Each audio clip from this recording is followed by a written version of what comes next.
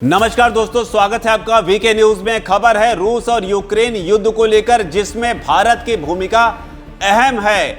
इस अहम भूमिका के बीच में यूक्रेन ने भारत सरकार से एक ऐसी मांग कर दी है जिसने भारत को एक धर्म संकट में डाल दिया है। क्या वो मांग की है वो आपको बताएं, लेकिन उससे पहले बता दें कि थोड़ी देर पहले ही जेलेंस्की ने प्रधानमंत्री नरेंद्र मोदी को खत लिखकर उनसे मानवीय मदद की अपील की थी। लेकिन अब उनकी उप विदेश मंत्री, जो कि भारत में ही है, उन्होंने भारत सरकार से एक और बड़ी मांग की है और यह मांग भारत को किसी धर्म संकट में डालने जैसी ही है। क्या है भारत का इस मामले को लेकर जवाब और भारत का इस मांग को लेकर इससे पहले का इतिहास क्या है, वो सारी चीजें आपको बताते हैं। दरअसल भारत दौरे पर आई यूक्रेन की उप विदेश मंत्री एमिन झारपोवा ने अपने एक बयान से भारत को धर्म संकट में डाल दिया है। उन्होंने कहा कि यूक्रेन के राष्ट्रपति व्लादिमीर जेलेंस्की को सितंबर में नई दिल्ली में आयोजित G20 शिखर सम्मेलन को संबोधित करने में खुशी होगी। तो ये मांग की है इशारों में कि G20 की समिट, जो कि सितंबर में भारत में नई दिल्ली में राजधानी में होने वाली है, उसमें यूक्रेन के राष्ट्रपति जेलेंस्की बोलना चाहते हैं। वो चाहते हैं कि उन्हें मौका मिले भारत में होने वाली G20, जिसकी अध्यक्षता जो है इस साल भारत कर रहा है, उसमें बोलने का मौका जेलेंस्की को दिया जाए। इसके अलावा उन्होंने ये भी कहा कि यूक्रेन के प्रतिनिधियों को भी G20 की बैठकों में शामिल किया जाए, क्योंकि रूस यूक्रेन युद्ध ने वैश्विक अर्थव्यवस्था को प्रभावित किया है। तो पार्टी बनना चाहता है यूक्रेन G20 के मामले में, जिसकी अध्यक्षता भारत के पास में है। तो प्रधानमंत्री नरेंद्र मोदी से यह अपील है।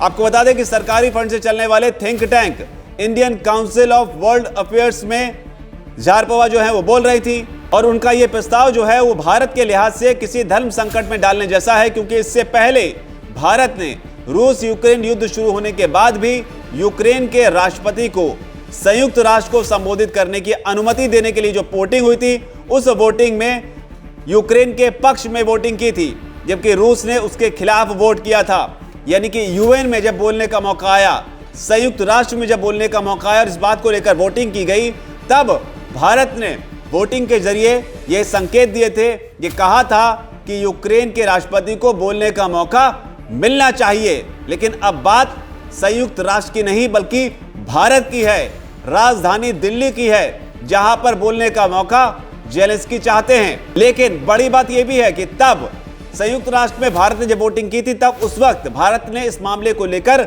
सफाई क्या दी थी, क्योंकि जब रूस के खिलाफ वोटिंग हुई तब इस मामले को लेकर भारत सरकार की ओर कई लोगों की नजरें उठ गई थी कि आखिर भारत ने ऐसा कैसे कर दिया, क्योंकि रूस और भारत के संबंधों के बारे में दुनिया जानती है। तब भारत ने सफाई देते हुए कहा था कि मतदान किसी के खिलाफ नहीं किया गया है, मतदान रूस या यूक्रेन के बारे में नहीं था, बल्कि वोटिंग जेलेंस्की के यूएन की सुरक्षा परिषद की बैठक में हिस्सा लेने को लेकर थी। तो ये बड़ी बात तब हुई थी।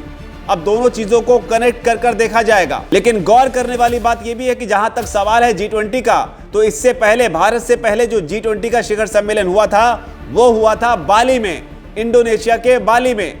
वहां पर जेलेंस्की ने वीडियो कॉन्फ्रेंस के जरिए अपनी बात को रखा था, संबोधित किया था शिखर सम्मेलन को। यानी कि G20 में जो इतिहास है, पिछले G20 में जेलेंस्की अपनी बात रख चुके हैं और अब वो चाहते हैं कि भारत में भी उन्हें अपनी बात रखने का मौका दिया जाए। और ये प्रस्ताव अब भारत के सामने रखा है उप विदेश मंत्री के जरिए। लेकिन यहां पर भारत के लिए बड़ी समस्या या धर्म संकट ये है कि अगर भारत इस प्रस्ताव को स्वीकार कर लेता है और जेलेंस्की को बोलने का मौका देता है, तो ये उसके सबसे बड़े दोस्त और उसके सहयोगी रूस को नाराज करने वाली बात हो जाएगी। लेकिन झारपोवा क्या कहती हैं वो भी बता दें आपको। वो कहती हैं एक वैश्विक नेता और G20 के वर्तमान अध्यक्ष के रूप में भारत शांति स्थापित करने में बड़ी भूमिका निभा सकता है। वो आशा व्यक्त करती हैं कि भारतीय अधिकारी जल्द ही यूक्रेन का दौरा करेंगे। लेकिन इस पूरे मामले में अजीत डोभाल की भूमिका भी है। झारपोवा ने अजीत डोभाल का जिक्र भी किया। उन्होंने कहा कि राष्ट्रीय सुरक्षा सलाहकार अजीत डोभाल रूस यूक्रेन युद्ध शुरू होने के बाद से 3 बार रूस की यात्रा कर चुके हैं, और अगर वो युद्ध प्रभावित यूक्रेन का दौरा करते हैं तो यूक्रेन उनका स्वागत करेगा। उन्होंने उम्मीद जताई कि डोभाल जल्द ही यूक्रेन की यात्रा करेंगे। तो आपको बता दें कि भारत रूस और यूक्रेन के युद्ध के मामले में निष्पक्ष रहा है। यूनाइटेड नेशंस में जब वोटिंग हुई थी और बात हुई कि जेलेंस्की को क्या बोलने का मौका मिलना चाहिए, तो भारत ने कहा था हाँ मिलना चाहिए। सफाई दी कि हम रूस या यूक्रेन के पक्ष में नहीं है, बात सिर्फ बोलने के मौके देने की है। लेकिन अब यहां पर प्रस्ताव रख दिया गया है कि जेलेंस्की दिल्ली में भी बोलना चाहते हैं। डोभाल की तारीफ करते हुए कहा है कि डोभाल जो है 3 बार रूस जा चुके हैं, हमारे यहां भी एक बार आ जाइए। अब डोभाल वहां जाएंगे यूक्रेन में या नहीं जाएंगे? जेलेंस्की को वीडियो कॉन्फ्रेंसिंग के जरिए ही सही, क्या दिल्ली में G20 की समिट में सितंबर में जो होनी है उसमें प्रधानमंत्री नरेंद्र मोदी बोलने का मौका देंगे या नहीं देंगे? अगर देंगे तो पुतिन संभवतः नाराज हो सकते हैं, अगर नहीं देंगे तो यूक्रेन जो है वो एक कदम जो है भारत से पीछे ही चला जाएगा। अब भारत को यहां पर तय करना होगा कि उसके लिए इंपॉर्टेंट रूस है या यूक्रेन है, क्योंकि संभावना बहुत हद तक यही है कि भारत यूक्रेन को संभवतः ये मौका नहीं देगा कि वो रूस के खिलाफ अपनी बात को रूस के ही दोस्त भारत की राजधानी दिल्ली में रखें। आपको क्या लगता है, ये धर्म संकट भारत कैसे सुलझाएगा?